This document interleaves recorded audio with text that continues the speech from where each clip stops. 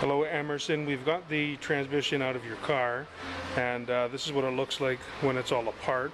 I'll go over some things with you that we found inside, and Eric or Amanda will contact you with the cost estimates, and we'll go from there. So I'll start with what we found in the pan. So inside the pan you can see all this black material here, and we have pieces of rubber. So that's a little piece of rubber there.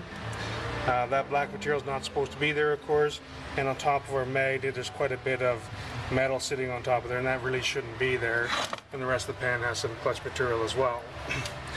This style filter, this narrow design, is an early style filter that they recommended a long time ago to use the late style filter even in the early applications. So I'm not sure why they've got that filter in there.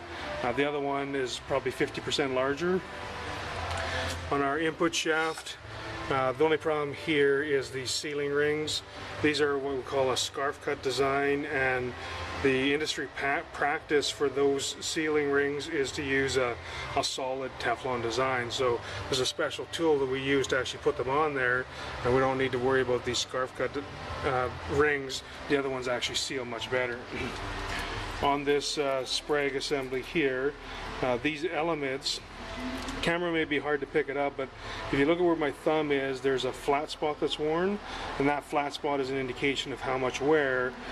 This has been upgraded to a 28 element Sprague from the 26, because this transmission is an 82 to 86 style, and it's probably between 84.5 to 86. So the reason is this shaft here is the large diameter shaft.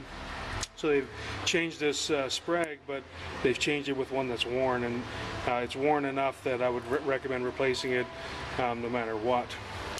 This roller clutch here, so this piece is going to go inside here.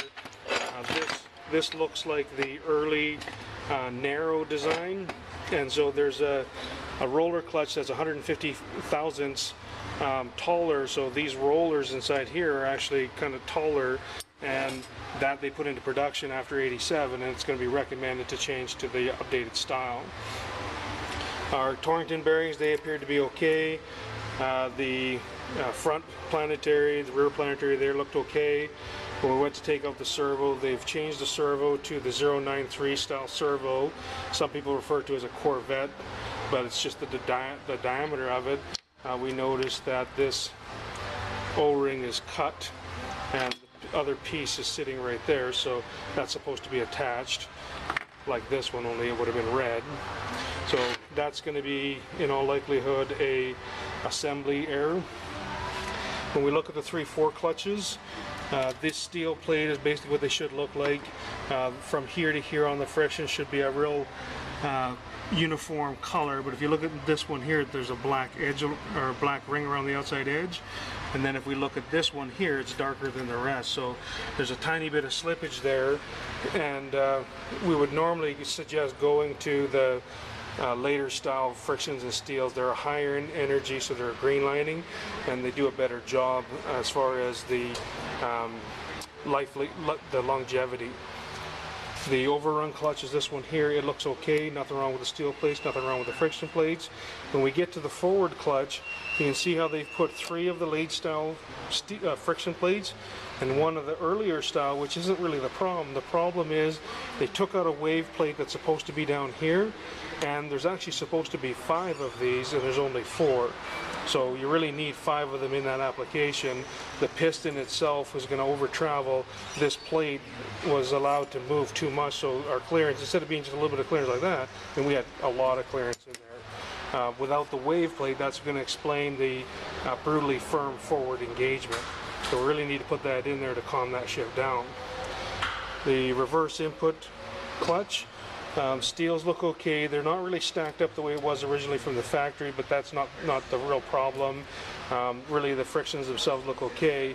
When we look inside the drum, we can see pieces of rubber inside there.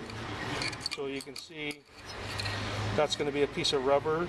So there's something wrong with the seals inside there. There's quite a few chunks of rubber. So here's another piece of rubber here. And I've seen a piece of rubber inside the solenoid neck.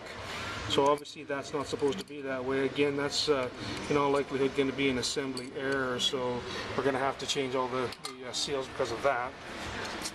The band that comes on for second and fourth, you can see the color. There's not supposed to be a black stripe. That black stripe is the slippage. These accumulator pistons, the pin's supposed to be in here. Between here and here should be a tight fit, and what's happened is the pin bore is worn. So if I take this out, you can see that bore is worn, so now this pin is allowed to wiggle inside there, and the problem with that is we need to have a seal here. We also need to seal the oil there, so we have an internal leak that way. So both of these accumulator pistons really should have been changed. The low reverse clutch, nothing wrong with it. The friction plate looks fine, steel plates look fine. Our front pump bushing is a little bit damaged. The camera may not pick it up, but it's kind of scored up, so it's going to have to be replaced as well. Inside the solenoid, so you can't really see inside there, but inside that snout, I think I found a piece of the rubber inside there as well from that reverse input drum. Normally we replace the solenoid because the plastic piece here will crack, and then that's another spot for an internal leak that we don't want. So we would normally change that anytime we think that there's a chance it might crack. As far as the valve body is concerned, it looks like they have done some modifications, but they're not a shift kit. So they've drilled this hole has been drilled. Looks like they've put right here, there's a restrictor put into that orifice there. That's not supposed to be there. That's going to be something that they've done to try to improve on it, but these hole sizes don't really look right. We normally on the early valve bodies, and this is going to be an 82 to 86 valve body, and we know that because this valve train right in here is our converter clutch shift valve, and that's not there 87 and up. So this valve body, being the early style, really could use some help as far as the shift kit is concerned. It makes the shifts spaced out properly, and the shift feel is quite a bit better as well. So we're going to be recommending putting in a shift kit in here, and it does not appear to me that there was a shift kit installed either. So there's nothing to make me believe that there's a shift kit in there. As I said, Eric or Amanda will contact you, but that's basically the rundown of what we found inside your transmission, and we'll go from there. Thanks.